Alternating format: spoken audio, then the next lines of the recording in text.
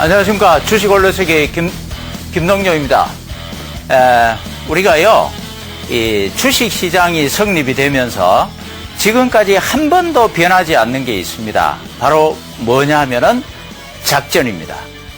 근데 많은 분들이 이 작전을 생각하기를 주식시장의 한 부분이다 이렇게 생각하는 경향이 있습니다만은 가만히 따지고 보면은 작전이라는 것은 주식시장 전체를 통과하는 하나의 본질의 문제입니다. 왜 작전이 주식시장 전체의 문제가 되는가? 만일에 전체의 문제가 된다면은 우리가 작전의 내막을 모르고는 주식을 안다고 해서는 안 되는 겁니다. 그래서 작전을 모르고 주식을 논하지 말라 이런 얘기입니다. 왜 작전이 주식시장 전체의 문제인가? 이 작전을 파헤친다는 얘기는 바로 주식시장의 속성을 파헤치는 것과 같은 겁니다. 자, 오늘 타이틀은요, 강의 타이틀은 작전에 속지 말자입니다. 작전에 속지 말자. 과연 작전이 뭘까? 한번 펴볼까요? 다음 페이지. 저기 사전에 보면은 이렇게 되어 있습니다. 작전이라는 용어는 전쟁이나 전투에서 적군을 섬멸하고 특정 지역을 점령, 방어하기 위해서 조직적으로 벌이는 군사 행동이라고 되어 있습니다. 작전은 다시 말해서 군사 용어지요. 그런데 이 정권 시장에 언제 들어왔는가는 모르겠지만은 항상 작전이라는 용어가 등장하고 있습니다. 그건 바꾸어서 얘기하면은 주식시장이 한마디로 전쟁터다 그런 얘기죠. 무슨 전쟁터입니까? 네 돈 내 돈 태워놓고 내가 네 돈 빼앗아가느냐, 네가 내 돈 빼앗아가느냐, 이 돈 빼앗기 전쟁터다 이런 얘기죠. 이렇게 이해를 하면은 주식시장이 어서서하게 됩니다. 그러나 이 속성을 똑바로 이해하고 여기에 대해서 우리가 대처 방안을 세운다면은 주식시장은 즐거운 재테크 시장이 될 수가 있겠죠. 자, 그러면은 다음 페이지 한번 볼까요? 우리 이 나라에도 작전 금지 법률이 있습니다. 작전하면은 처벌을 받습니다. 자본시장과 금융투자에 관한 법률에서 이 작전을 엄연히 금지하고 있습니다. 작전해서는 안 돼요. 자, 우리 세상에 보면은 범죄가 끊임없이 일어납니다. 법이 없어서 범죄가 일어납니까? 아주 엄격한 형법하고 많이 있죠. 법이 있음에도 불구하고 범죄가 끊임없이 일어납니다. 주식시장에 마찬가지입니다. 엄연히 작전 금지 법률이 있는데도 불구하고 작전은 끊임없이 일어나고 있습니다. 2002년도에 여러분 작전은 한국만의 현상이 아닙니다. 전 세계 공통 현상입니다. 미국의 앨런사 파산이라든가 이런 미국의 대기업의 대주주들이 파산하기 직전에 이 자기들의 주식을 미리 고가에 팔아버리고 엄청난 이 작전의 문제가 있었습니다. 이때에 미국의 유명한 이 교수가 이런 말을 했습니다. 다음 페이지 한번 볼까요? MIT 레스터 서로 교수라고 유명한 미래학자인데요. 세계적인 IHD 인터내셔널 헤럴드 트리뷴지에 이런 말을 했습니다. 법이 비리를 막아줄 수 있다는 주장은 사기에 불과하다. 법이 있으니까 비리를 다 막아주니까 여러분 걱정하지 마세요. 그 말 믿고 방심했다가는 안 된다는 얘기죠. 이런 논리를 국민에게 역설하는 정부는 거짓말을 일삼는 사기꾼이다. 최선의 답은 개인 소규모 투자자들에게, 바로 주식 투자자를 얘기합니다.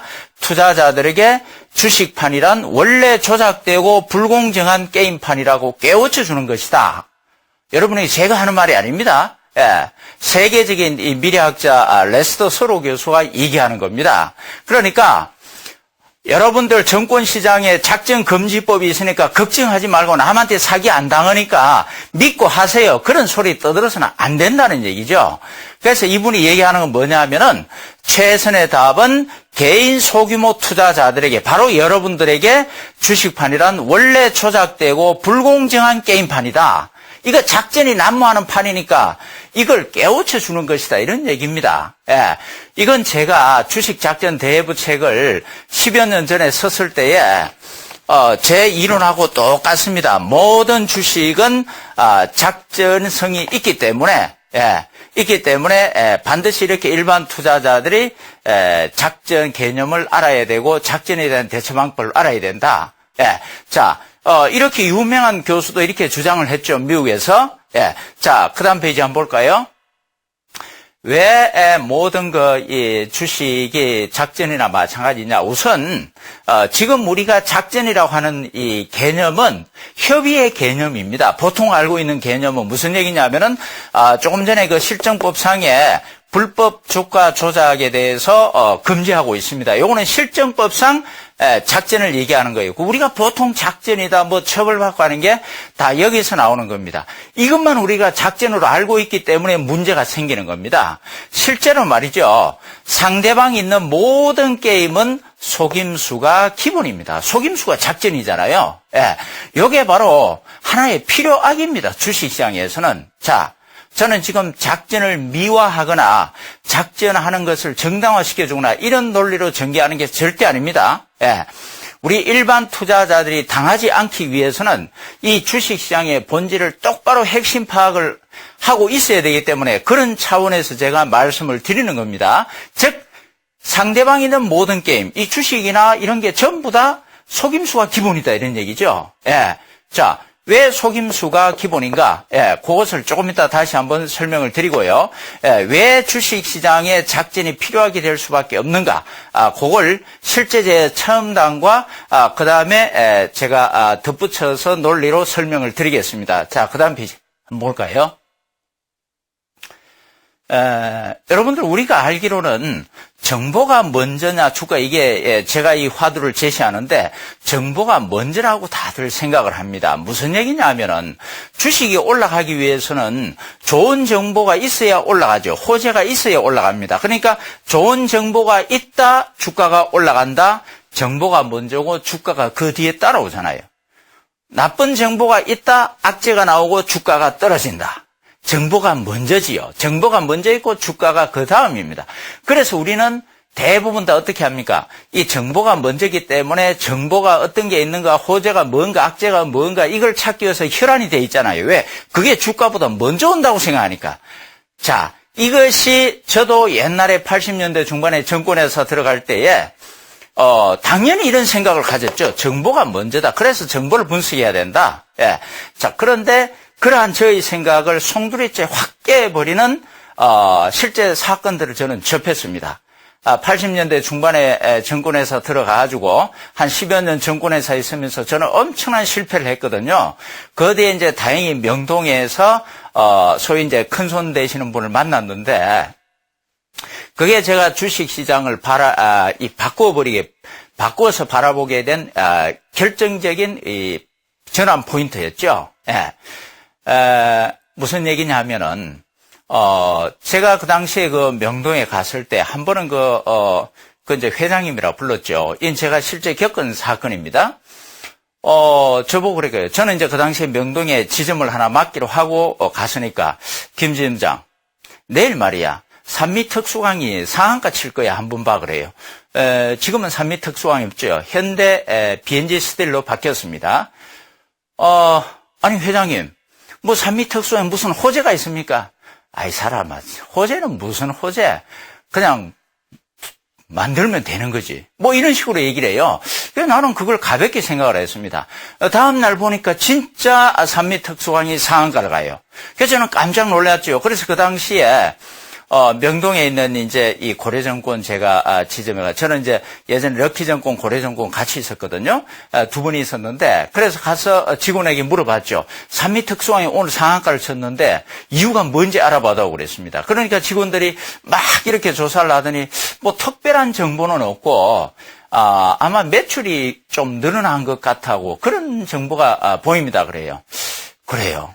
아니 매출이 늘어났다? 매출이 늘어나서 상한가 간다?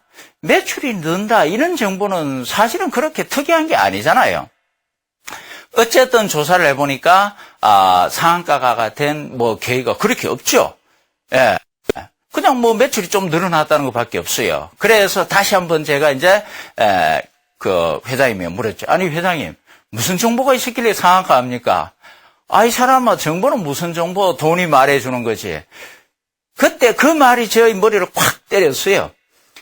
물론 이제 증권사 직원이기 때문에 당연히 이 그 당시에 광화문 큰 곰이다, 뭐 이런 식으로 주가 조작하고 돈으로 만들고, 그거는 다 우리가 들어서 알고 있죠. 그러나 현실적으로 제가 딱 당해가지고 그 현장을 딱 보고 그 얘기를 딱 들었을 때 제 머리에 스쳐가는 게 딱 있었습니다. 돈이 말해준다? 예. 자, 이건 지금 뭘 얘기하느냐 하면은, 분명히 무슨 정보가 있어가지고 주가가 올라가야 되는 건데, 거기까지가 저희 상식이었거든요. 근데 이건 돈이 만들어가 주가가 올라간 겁니다. 주가가 올라가고 나서 그 다음에 제가 정권에 가서 조사를 해보니까 직원들이 하는 얘기가 매출이 늘었다는 정보를 얘기한 겁니다. 이건 뭡니까? 이 주가가 올라간 것은 주가가 먼저 올라간 겁니다. 그 다음에 조사를 해보니까 정보가 매출이 늘었다는 그런 정보, 그게 다른 정보도 있겠지만 그 정보가 뒤따라온 거예요. 주가가 먼저 가고 나서 정보가 뒤따라온 겁니다. 예. 자, 그 다음에 또 한 가지 제가, 느낀 사건이 있어서요. 무슨 얘기냐면은, 자, 그 다음 페이지 한번 볼까요? 실제 제가 이제 실제 얘기를 하기 전에 먼저, 그 다음에 또 하나, 정보보다도 주가가 먼저라는 것은 우리가 여러분이 이거 잘 아실 거예요. 보통 경기 사이클을 회복기, 화랑기, 쇠퇴기, 침체기, 보통 이렇게 4가지 사이클로 구분하잖아요.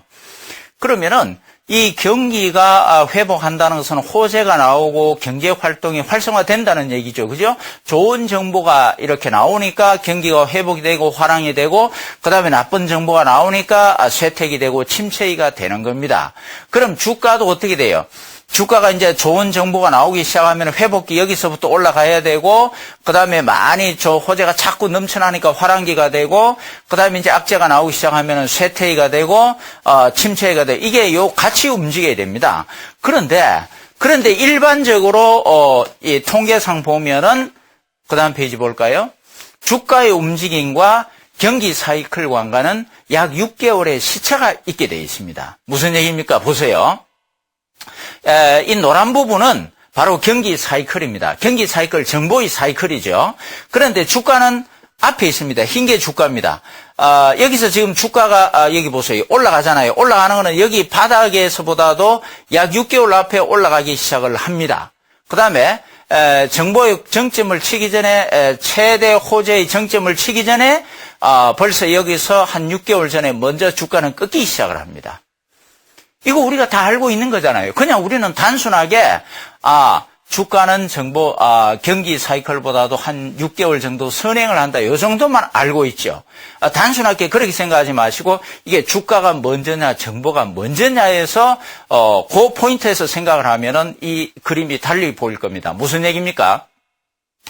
주식은 현재 이 경기가 좋아지기 때문만이 사는 것이 아니라, 지금 현재는 경기가 안 좋아도 앞으로 경기가 좋아질 것 같으면은 미리 주식을 사죠. 그래서 현재 주가라는 것은 다시 말해서 미래 주식 가치를 현재시키는 미래의 꿈을 얘기하는 거잖아요. 그래서 미래의 꿈을 산다라고도 얘기합니다. 바로 그렇기 때문에 앞으로 경기 좋아질 것이다 예측하는 큰 손들이 미리 주식을 사니까 주가는 바닥을 치고 올라가기 시작을 합니다. 경기 바닥 전에. 자, 요거 분명히 뭡니까? 결국 주가가 먼저 움직이는 겁니다. 일반 투자자들로 봐서는. 일반 투자자들에게는 이 정보보다도 주가가 먼저 온다 이런 얘기입니다. 일반 투자자들에게 우리가 경기가 좋아졌다고 화랑이다라고 호재다 뭐 이런 식으로 해서 깨달았을 때는 이미 큰 손들은 팔고 나가게 돼 있습니다. 자, 요 2가지 경우뿐만 아니라 여러 가지가 있습니다만은 이 2가지 경우를 보면은, 자, 그 다음 페이지 한번 볼까요? 결국은 주가가 뭡니까? 정보보다 빨리 온다는 얘기죠. 아까 제가 말씀을 드린 산미 특수강의 경우도 무슨 호재가 있어서 주가가 올라간 게 아니라 돈으로 주가를 띄워놓으니까 그 다음에 정보가 따라온 겁니다. 이런 게 비일비재한 겁니다. 그래서 제가 말씀드리고자 하는 것은 큰 손은 정보가 먼저입니다. 철저하게 정보를 예측을 해가지고 먼저 주식을 사게 되고 그 다음에 주가가 움직이죠. 예. 그 다음에 이제 주가가 나오게 되어 있습니다. 근데 적어도 우리 일반 투자자 입장에서는 속지 않기 위해서는 정보가 먼저다 생각하고 정보를 예측하려고 하지 말고 주가가 먼저라고 생각하고 주가를 먼저 봐야 됩니다. 주가를 본다는 얘기는 차트를 보는 거죠. 예. 그래서 그게 먼저 보고 그 다음에 이제 정보가 나오게끔 되어 있습니다. 예, 요렇게 해야 우리가 큰 손이 먼저 매수하고 매도할 때에 그 시차에 맞춰갖고 움직일 수가 있는 겁니다. 그래서 제가 명동에서 첫 번째 깨달은 게 바로 그겁니다. 적어도 우리 일반 투자자들에게 주식 속성이라는 정보보다도 주가가 먼저다. 정보가 뒤에 오는 걸 갖다 그걸 자꾸 분석하고 들으려고 하니까 실패하는 겁니다. 그러니까 고점에서 사게 되고 저점에서 팔게끔 돼 있죠. 예. 자, 이러한 것을 제가 직접 겪었고요. 그 다음에 이제 제가 또 한 가지 직접 겪은 것을 말씀을 드리겠습니다. 그 다음 페이지 한번 볼까요? 주식시장은 속임수라는 사실을 제가 직접 체험한 겁니다. 간단히 먼저 요약을 드리면은 1995년도에 부양책 촉구 데모 사건이 명동에서 있었고, 그 다음에 89년도에 이 전무후무한 그 우리나라 정시 부양책이 있었습니다. 자세한 건 조금 이따 말씀을 드리고요. 그 다음에 자, 최근에 봅시다. 최근에 여러분 다 아시죠? 최근에 모 정권 TV에서 전문가가 나와가지고 미리 자기가 주식을 사놓고 여기서 여러분 이 주식 앞으로 확실히 올라가니까 막 사시오라고 얘기한 겁니다. 그래서 많이 사가지고 피해를 많이 보고 구속이 됐죠. 예.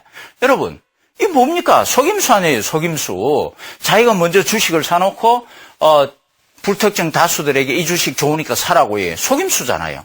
이 작전입니다. 예. 이러한 속임수 사례들이 굳이 제가 이 사례들을 말씀을 안 드리더라도 최근에 여러분들은 스스로 체험을 한 겁니다. 하고 있는 거고요. 예. 자, 제가 요거를 두 개를 좀 더 구체적으로 말씀을 드릴게요. 95년도 부양책 촉구 데모에 관한 겁니다. 자, 그 다음 페이지 한번 볼까요? 요거 보기 전에 자, 먼저 저를 한번 보세요. 제가 이제 그 명동에 가서 이 주식을 다시 연구하기 시작을 했는데요. 예전에 이제 요즘은 우리나라 정권의 메카다, 그 다음에 정권의 중심지다, 그러면 여의도를 얘기합니다만은, 그 당시만 해도, 명동이 바로 우리나라 정권 시장의 메카였습니다. 중심지였죠. 예. 그래서 중요한 정보는 대부분 다 명동에서 흘러나오고 그랬거든요. 그때 제가 이제 명동에 있었으니까, 94년도 11월 9일 날, 1994년도 11월 9일 날이 우리나라 종합주가 지수가 1145포인트까지 올라갔습니다. 1145포인트가 올라가고, 그렇게 하니까 그 당시에 대부분 또 전문가들이 뭐라고 얘기하냐면은 앞으로 드디어 이제 대한민국 정권시장도 2000포인트 시대를 연다. 이렇게 얘기했거든요. 그러니까 이 1145포인트 여기에서 엄청나게 샀을 거 아니에요. 미수 신용 그때는 밥 먹듯이 했습니다. 2.5배로. 그때부터 이제 꼭지를 짚고 떨어져가지고 1995년도 4월 3일, 13일 날 890포인트까지 떨어졌습니다.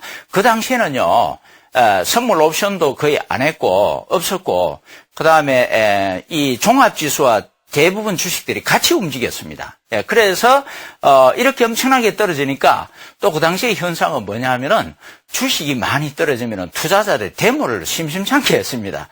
데모를 벌여가지고 정부 보고 욕을 하고 대통령 보고 욕을 하고 정시 부양책 내라 주가 올려달라고 데모를 한 겁니다. 요즘 그런 거 전혀 없죠. 아마 최근에 주식 투자 시작하신 분들은 야 그런 게 있었나 이상하게 생각할 겁니다. 실제 많았습니다. 예, 그래서 95년 이 4월 14일 날 4월 14일 날 명동에 정권 빌딩이 있습니다. 그 당시에 이청이 이제 대유정권이라고, 거기서 항상 데모가 일어났는데, 거기서 이제, 데모가 있다는 소리가 들렸어요. 제가 명동에서 항상 27개 정권사 지점들을 조사를 하고 있었기 때문에, 그래서 오후 2시에, 오후 2시죠. 아마 오후 2시에, 명동에서 데모가 열리니까 뭐 이렇게 소리가 들리더라고요. 그래서 뛰어가 봤죠. 그 이제 이 정권사 지점에 이 전광판이 있고 그 전광판 다 꺼요. 투자자들이 주가 떨어질 때는 정권사에 대고 전광판 꺼. 말 안 되면 막 집어 던집니다. 화분이고 뭐고. 전광판 깨지고 그러죠. 그래서 끄라 그러면 꺼야 되는 겁니다. 직원들이 별 볼 일 없이, 힘이 없이. 그래서, 전광 시스판을 끄고, 머리띠 두른 사람이 2명이 나가지고, 물 태우고, 어쩌고 저쩌고 이래 하면서, 외칩니다. 물러가라. 정시부양책 촉구하라. 그럼 이제 옆에 있던 사람들 같이 이렇게 우사우사하고 이렇게 데모를 하거든요. 그런데, 제가 딱 데모를 시작하면서 불과 한 3, 4분 됐을까요? 갑자기 TV, 방송국 카메라들하고 신문 기자들이 우르르 대여섯 명이 몰려와요. 그리고 막 플래시를 터뜨리고 찍습니다. 그래서 저는 깜짝 놀랐습니다. 아니, 어떻게 이렇게 데모한다는 걸 알고서 불과 몇 분도 안 돼가지고 방송국 카메라하고 기자들이 즉시 와서 이렇게 취재를 할까? 그렇게 생각하는데 또 옆에서 그래요. 사람들이 웅성거리는데 가만히 얘기를 들어보니까, 아니, 저 친구들 오늘 일당 얼마씩 받았지? 바로 이때다 빨리 주식 사자 막 그래요. 야, 이상하다.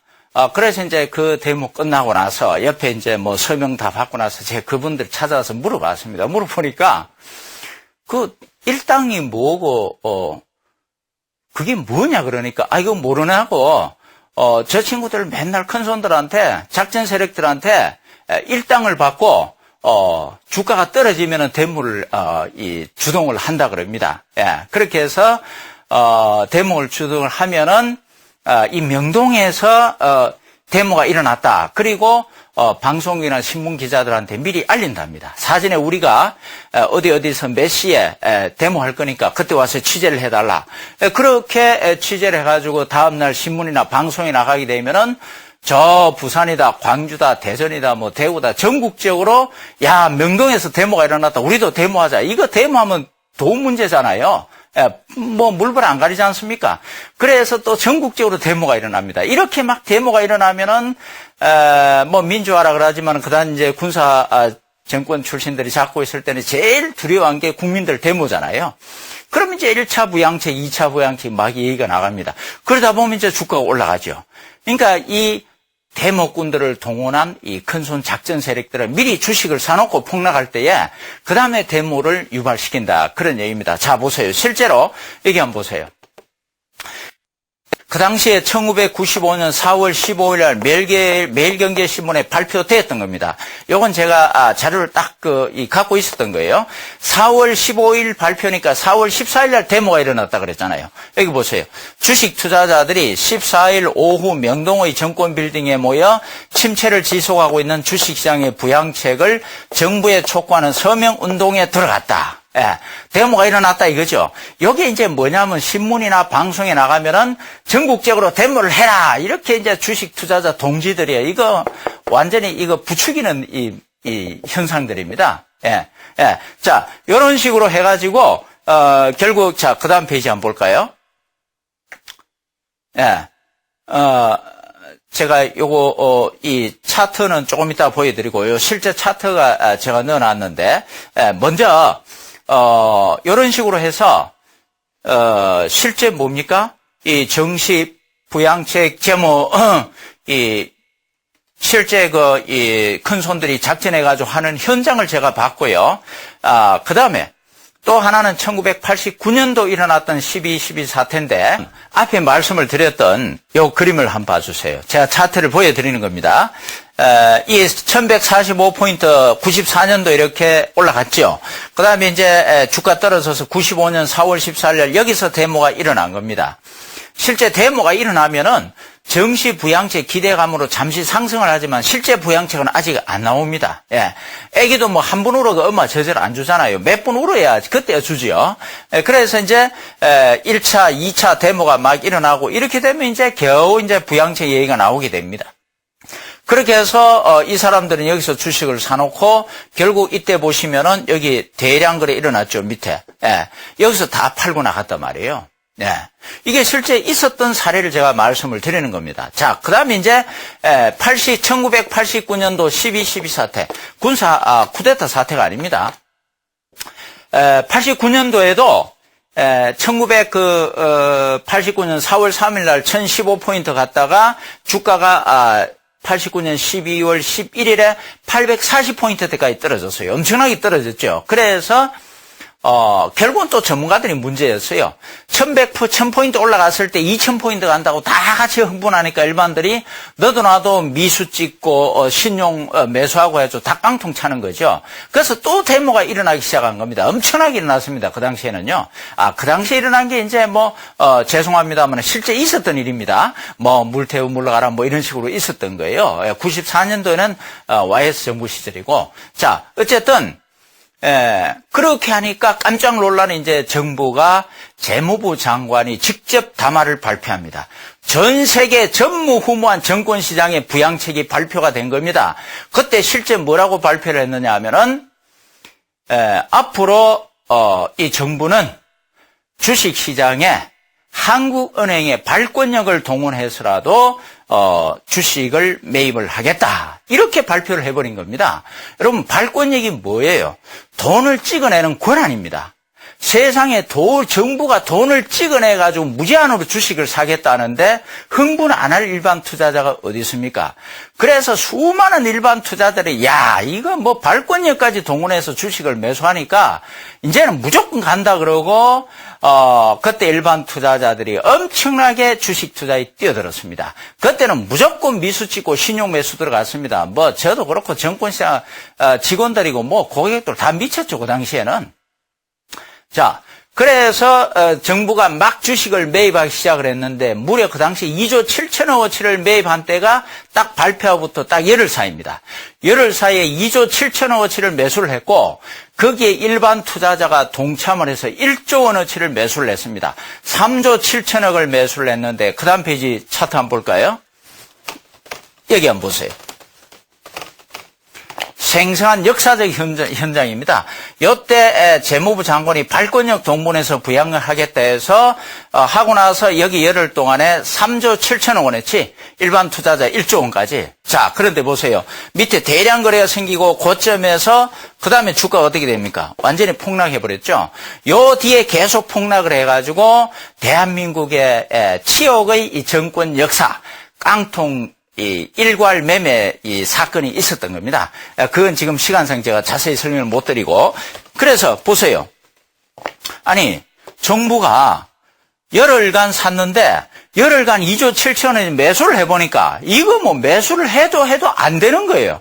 그래서 무제한 사겠다 그래 놓고 열흘 사고 나서 잘못하면 국가 파탄 나겠다 그래가지고 수도해버린 겁니다.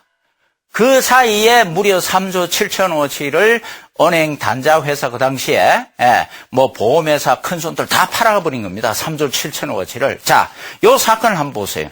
이거 선의로 생각하면은 정부가 이 재정이 모자라서 잘못 판단으로 그렇게 했다고 할 수 있겠지만은 객관적으로 볼 때 일반 투자자는 여기서 다 깡통을 찬 겁니다.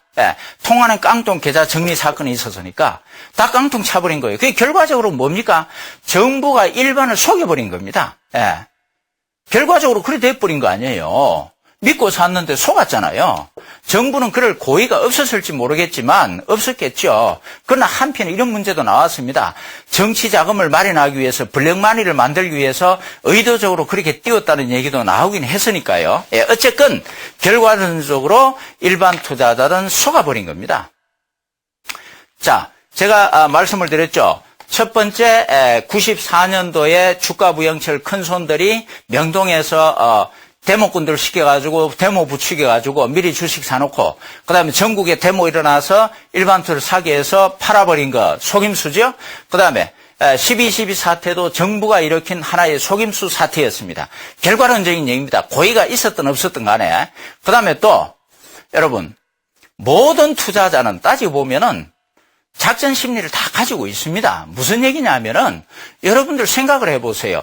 제가 옛날에 정권회사 객장에 있을 때 보면은 많은 분들이 이렇게 했습니다. 어떤 분들이 와가지고 객장에 와가지고 야 현대건설 앞으로 더블 올라간다 무조건 지금 사야 된다 뭐 무슨 주식이 앞으로 엄청나게 이 좋은 호재가 있는데 이거 지금 안 사면 평생 후회한다 그렇게 떠드는 분들이 많았어요. 그럼 기가 얇은 투자자들이 그거 진짜냐고 막 들어갑니다. 현대건설 사고 무슨 주식 사고. 예.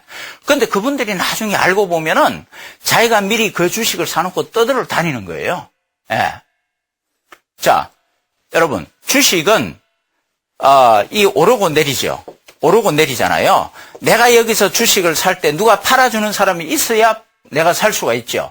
내가 주식을 살 때는 팔아주는 사람한테 아이고 바보야. 앞으로 이 주식 올라갈 텐데 참 고맙다 그러고 매수를 하는 겁니다. 그리고 여기서 내가 팔 때는 어떻게 돼요? 주식을 사주는 사람이 있어야죠. 그러니까 내가 팔 때는 고맙다 앞으로 주식이 폭락할 텐데 미안하다 그러고 파는 겁니다. 그러나 그렇게 할 필요가 없는 것이 내가 여기 주식을 매수를 할 때 여기서 파는 사람은 또 이렇게 생각을 합니다. 아이고 바보야 앞으로 주가가 폭락할 텐데 내 주식 사줘서 고맙다 그러고 파는 사람이에요. 그 다음에 또 여기서 꼭지에서 매수하는 사람들은 아이고 앞으로 주식이 더블 올라갈 텐데 여기서 팔아주니까 너무 고맙다 그러고 매수하는 사람들입니다. 이게 피차 일반이에요. 주식시장이란 게. 그게 무슨 얘기냐면은 내가 주식을 사가지고 올라가면 기분이 좋다는 얘기죠. 그러면은 가능하면은 내가 주가를 올릴 수 있으면 어떨까요? 굉장히 좋겠죠. 그 올릴 수 있는 방법 중에 하나가 뭐냐면은 내가 미리 주식을 사놓고 다른 사람들한테 막 사라고 얘기하는 겁니다. 그러한 것이 옛날 정권 객장에 많이 있었어요. 그다음 자기가 미리 팔아버리고 나서 또 다른 사람들 보고 이 주식 앞으로 부담할지도 모르니까 팔아야 된다고 떠듭니다. 왜? 내가 판 주식은 떨어져야 기분이 좋으니까. 자, 여러분. 이게 바로 뭡니까? 여러분도 마찬가지 아니에요? 여러분이 주식을 하는데 어떤 사람들이 어떤 주식이 좋을까요? 그러면은 내가 만일에 A라는 주식 가지고 있으면 내가 듣기로 A라는 주식이 굉장히 좋다던데요. 뭐 그런 식으로 얘기할 거 아니에요. 대부분 다 그런 심리가 있습니다. 왜? 내 주식 올라가야 되니까. 여러분, 내가 갖고 있는 주식을 남 보고 좋다고 사라고 하는 그 자체가 뭡니까? 그게 바로 작전입니다, 여러분. 그것도 일종의 속임수예요. 우리는 선의로 해석해서 그걸 그냥 대충 넘어가서 그렇지. 자, 우리 그냥 그렇게 할 때는 문제가 안 되죠. 정권 TV에 나와가지고 김동조 소장이 미리 A라는 주식을 사놓고 여러분들에게 A라는 주식이 굉장히 좋습니다. 이유를 설명해서 막 떠들 때 그거 바로 작전 사기입니다, 여러분. 어쨌건 간에 이러한 그 굵직굵직한 사건과 일반 투자자의 이런 주식 매매 심리를 같이 분석을 해보면은, 따지고 보면은 주식 시장은 대부분이 뭡니까? 속임수 시장이다. 그런 얘기죠. 생각해 보세요. 만일에 주식이 올라갈 때 호재가 있어야 올라갈 거 아니에요. 그러면은 모든 사람들이 이 호재다 그래가지고 전부 다 이 호재에 같이 반응을 해버리면은 팔 사람 아무도 없습니다. 그 다음에 악재가 나왔습니다. 그럼 모든 사람이 이 악재를 보고서 전부 팝니다. 사는 사람 아무도 없죠. 주식은 성립이 안 돼요. 성립이 되려면 어떻게 됩니까? 이 호재가 나오더라도 좋다고 생각하는 사람 또 안 좋다고 생각하는 사람이 있어야 되고, 악재가 나오더라도 안 좋다고 생각하는 사람 반면에 좋다고 생각하는 사람이 있어야 되는 겁니다. 다시 말해서 주식을 매매하는 그 순간에는 전부 다 어떻게 되냐면 착각이라는 현상이 있어야 되는 겁니다. 이 착각이 뭡니까?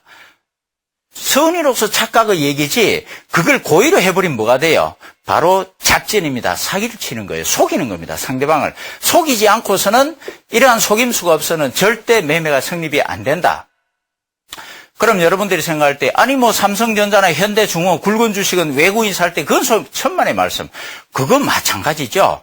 삼성전자가 올라가기 전에 미리 외국인이든 기관이든 큰손이 사는 사람들이 일반 투자자들이 여기 방송에 나와가지고 자 우리는 10조 원을 굴리는 이 기관 투자가인데 여러분 삼성전자를 우리가 분석을 해보니까 현재 10만 원이지만 앞으로 100만 원까지 갈 수 있다는 우리 결론에 도달했습니다. 자 여러분 같이 삽시다. 그렇게 얘기합니까?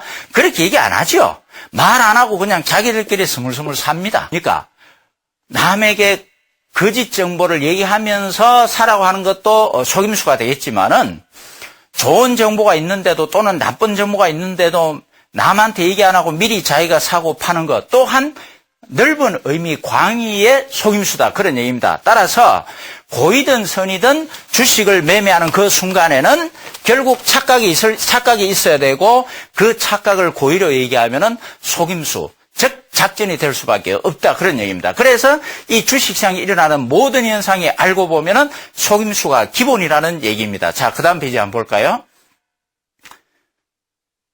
요거는 사실 제가 이 10년 전에 주식 작전 대해부라는 책을 썼습니다. 굉장히 잘 팔렸어요. 뭐 제 자랑 같지만 거기에 실제 작전 사례에 있어서 30개 종목을 전부 분석을 해서 대응 방법을 다 제시를 했습니다. 거기에 여기 보면은 고객돈만 갉아먹은 실패한 작전, 허위 공시 주가 조작 사례, 대주주와 증권사에 짜고 주가 조작, 기관들 연합 작전 케이스, 사이버 주가 조작 사건, 보물선 주가 조작 사례, 다이아몬드 광선 개발 관련, 엘사와 빅딜 관련 작전, 발명자의 내부자 거래. 그 다음 페이지 한번 볼까요? 바보 심리 용한 주가 조작, 허위 공시 작전, 신기술 개발, 언론 플레이, 증권사 은행증 투자자, 사장과 작전세 한 통수. 자, 그 다음 페이지요. 회사 대표 차명계좌 이용, 주가 조작, 고객 예탁금 이용, 내부자 거래 시세 조성, 당국자에게 조사무마 청탁, 대주주 주식 매고로 실패한 작전, 미공개 정보 이용, 미유학파의 작전. 여러분, 수없이 많죠? 종류도 다양합니다. 빙산의 일각에 불과하죠. 이거를 실제 정권감독원에서 그 당시에 작전으로 적발을 해가지고 검찰에 통보해서 사법 처리가 된 것들만을 제가 30개를 분석해서 냈습니다. 책이 잘 팔려나는데 어느 날 저한테 내용 증명이 한 통 왔어요. 변호사한테서 김동조 씨가 우리 회사의 명예를 훼손하고 손해를 끼쳤기 때문에 형사처벌과 함께 민사 배상을 청구합니다 하고 어마어마한 이 내용 증명서 날아왔어요. 무슨 얘기냐면은 검찰에 가서 전부 사법 처리가 된 거를 이 30개 종목 한 회사가 이 변호사들을 사가지고 어마어마한 돈을 들였겠죠. 대법원까지 가서 우리 회사 작전 아닙니다. 무혐의 처분받았어요. 그러니까 결론은 뭡니까? 내 책에는 이 회사 작전책이라 그래가지고 엄연히 나가고 있잖아요. 그건 누가 봐도 제가 원인과 이유를 다 설명을 해놨는데 누가 봐도 그건 작전인데 아니 대법원까지 가서 승소했잖아요. 작전의 의미가 아니라고. 자, 그러니까 당신 책에서 우리 회사 명예를 훼손하고 손해를 끼쳤다 이거지. 참 황당한 일입니다. 어쨌든 결국은 타협을 받습니다. 전국 서점에 있는 제 주식 작전 대비 전부 다 회수했습니다. 그리고 전부 폐기 처분했습니다. 지금 아직 안 내놓고 있습니다만은 그 책임자 필요 없어요. 이 홀로서기 파워 분석법 동영상 강좌 자체가 작전을 얘기한 거고 전부 작전에 대처할 수 있는 방법을 다 제시해놨기 때문에 책 자체가 필요 없죠. 그래서 제가 책을 안 쓰고 있는데 제가 이 얘기를 굳이 말씀드리는 이유가 뭐냐면은 보세요. 엄연히 누가 봐도 이거는 작전일 수밖에 없는데 그리고 사법당국에서 1차로 그렇게 했음에도 불구하고 끝까지 대법원까지 가서 엄청난 돈을 들여가지고 이 소송에서 이기는 거 보세요. 이건 무슨 얘기냐면은 그 차트만 딱 보면 일반 투자자가 엄청난 손해본 걸 알 수가 있습니다.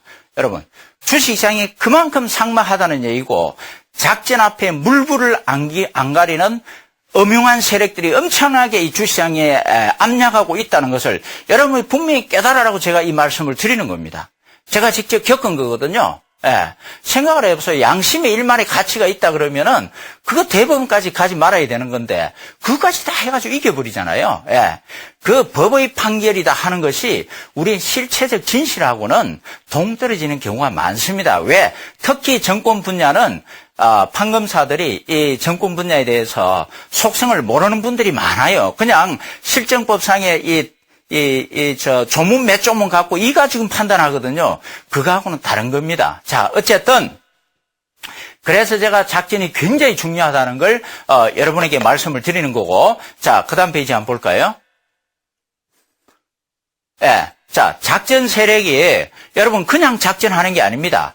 내가 작전 세력에 이용당할 수 있는 그런 생각을 갖고 있기 때문에 작전에 당하는 겁니다. 우리 세상에 살면서 여러분은 사기꾼도 나쁘지만은 사기꾼에게 당하는 사람들도 물론 불가항력적으로 당하는 사람들도 있겠지만은 많은 경우에 내가 사기꾼들에게 당하기 좋게끔 어떤 그 심리 상태가 있기 때문에 그런 사기 당하는 경우도 많죠. 주식시장 마찬가지입니다, 여러분.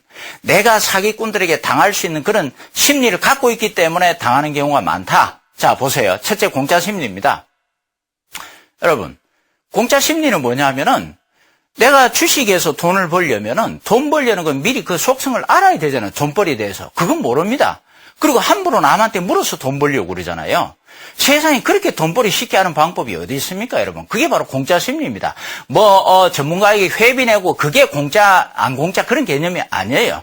내가 스스로 알지 못하고 하려는 사고방식. 이거는 왜 그러냐면은 내 주관적인 감정이 개입이 되는 문제이기 때문에 감정 내 스스로 컨트롤 못하면은 이 주식 성공하기 굉장히 힘듭니다. 그래서 내가 스스로 알지 못하면 안 된다고 끝까지 제가 주장을 하는 것이고, 왜 여러분들 쉽게 그렇게 남한테 의존해서 돈 벌 수 있을 것 같으면은 왜 학생들은 비싼 등록금 내고 학교 왜 다닙니까? 그 다음에 돈 얼마씩 못 버는 그 노동자들 왜 그 쇠빠지게 어렵게 노동합니까? 기차 기관사는 왜 그걸 해요? 그냥 돈 좀 모아가지고 남한테 물어가지고 대충 대서 돈 벌어가면은 그거 다 학교 다닐 필요도 없고 기차 운행할 필요도 없잖아요. 사회가 올 수도 없게 되어 있습니다. 그러나 세상에 이런 격언이 있잖아요. 세상에서 가장 대가를 크게 치러야 하는 것이 바로 공짜라는, 공짜만큼 비싼 대가를 치러야 하는 건 없다고.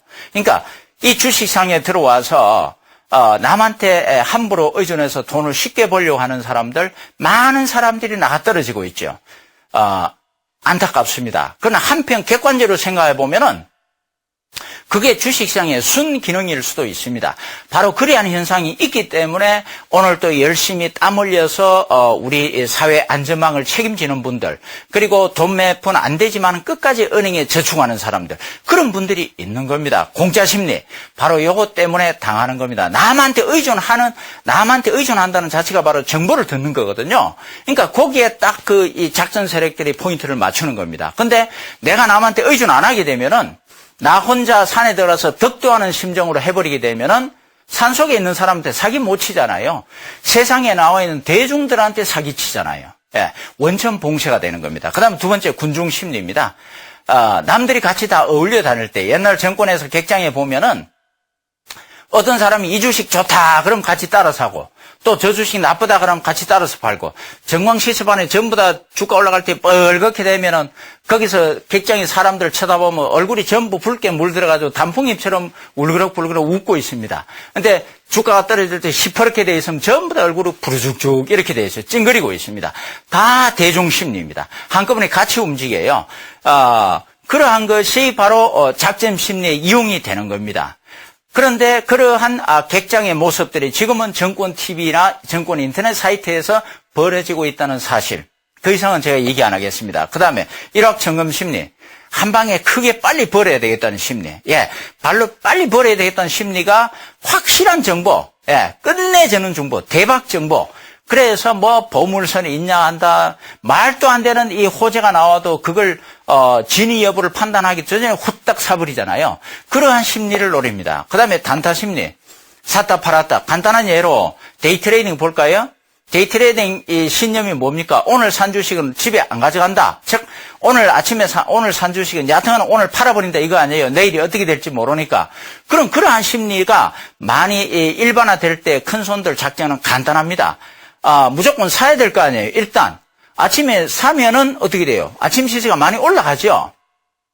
그러한 심리를 이용하는 간단합니다. 큰손 작전 세력 같으면 특정 종목 A를 오늘 종가에 미리 사놓습니다. 그 다음에 내일 아침에 이 주식 인터넷상이나 어디다 정보 올려갖고 올라가면 아침에 팔아버려요. 그러면은 그 고점에, 오전에 고점에 물려갖고 일단 일반 단타주의자들 어떻게 합니까? 팔아야 될 거 아니에요. 그러니까 종가 끝날 무렵에 다 팔 수밖에 없습니다. 투매가 많이 나와요.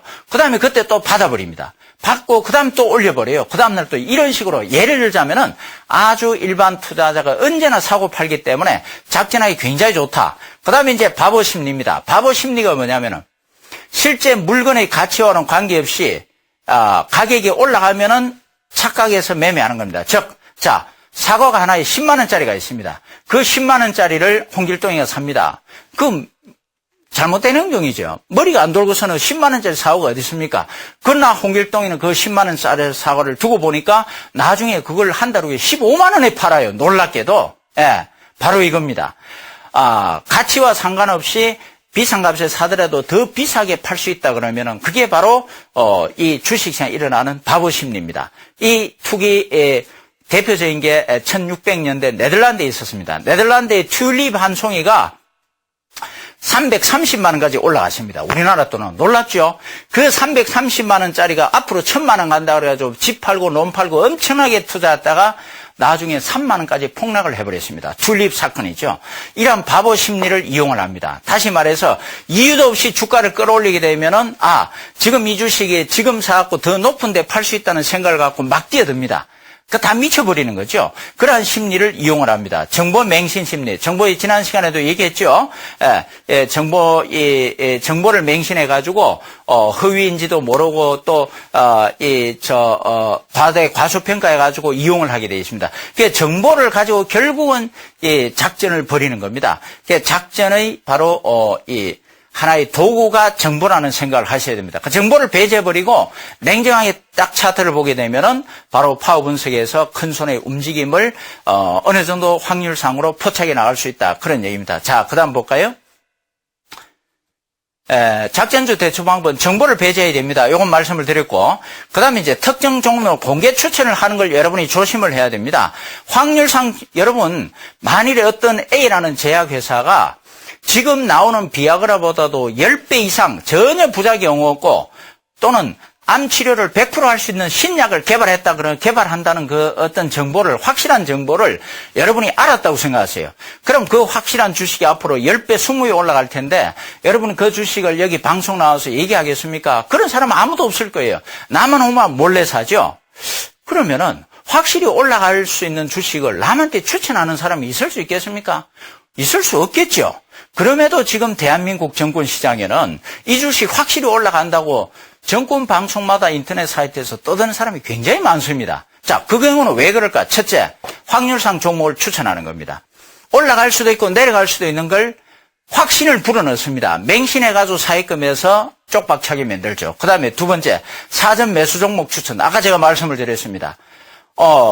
자기가 미리 그 주식을 사놓고 막 거품을 물고 외칩니다. 시청자들에게. 그럼 여러분들 살 수밖에 없잖아요. 뭐 정권 TV 나오면 대단한 사람으로 생각을 하니까. 그래서 이 소위 이제 사기치는 거죠. 그 다음에 세 번째, 작전 진행 중인 종목을 추천하는 겁니다. 주로 중소형주 코스닥은 말이죠. 다 주인이 있어요. 작전 세력들. 그 사람들이 작전을 벌이고 있는데 전문가랍시고 그 종목을 하나 추천을 했다. 그래서 뭐 어떤 현상이 일어나는가. 그 다음 페이지 보겠습니다. 공포점의 투매 유발하기입니다. 이게 무슨 얘기냐면은 작전 중인 종목을 어떤 전문가 추천해버리면은 큰 손이 확 팔아버립니다. 그럼 떨어지면은 공포심리에서 투매를 유발해서 받아버리고 냄비 심리용 지치게 만들게. 작전 중인데 이 추천하면은 안 올립니다. 올랐다 내렸다 계속 옆으로 끓이면은 지쳐갖고 팔아버리게 되고 그 다음에 곧바로 급등시켜버립니다. 바로 아침부터 상한가 날아가 버려요. 그럼 못 잡죠. 그 다음에 작전 개입이 없을 때는 이건 무슨 얘기냐면은 작전 개입이 없는데 일반들끼리 사라 그러면 일부는 돈 벌지만 나머지는 전부 다 쪽박차게 되어 있습니다. 자, 그 다음에 그래서 작전 주식에 대한 효과적인 대처만 그 다음 페이지 한번 볼까요? 이거 말고 다음 페이지 없어요? 예. 자, 예. 제가 그래서 이 주식 작전 대본하는 책을 절판을 시켜버렸다 그랬죠. 그 사람들 항의가 있어가지고. 예. 그러니까 이제 지금 책을 쓰는 것보다도 여러분이 동영상을 보고, 본질을 파악하고 대응하는 게 좋습니다. 지금 제가, 오늘 말씀드린 게 결국은 뭐냐면은, 작전이라는 개념을 이 주식시장을 폄하하거나 어떤 부정적으로 본다는 개념이 아니고, 그 작전이 일어나고 나서 그 다음에 처벌해봐야 필요가 없습니다. 왜냐하면 나는 이미 손해를 봐버렸잖아요. 그래서 우리 일반 투자자들이 미리 그 작전에 대한 개념을 알고 이 주시장의 속성을 알고 미리 대처를 해야지만이 그러한 사태를 미연에 방지할 수 있다. 그런 얘기입니다. 그래서 이 주식시장 전체 간의 작전의 개념이 통과하고 있다. 거기에 대한 대처 방법 역시 바로 파워 이 분석법 동영상 강좌를 아시고 요거는 여러분이 네이버나 다음에 들어가셔가지고 파워 분석법 치시면은 다 볼 수가 있으니까 참고로 하시기 바랍니다. 실제 작전 강의는 한 6개월 강의가 돼야 됩니다만은 시간상 오늘로서 간단하게 제가 요점만 설명을 드렸습니다. 여하튼 작전에 속지 말고 여러분들 주식시장에서 성공해 가시기를 기원합니다. 대단히 감사합니다.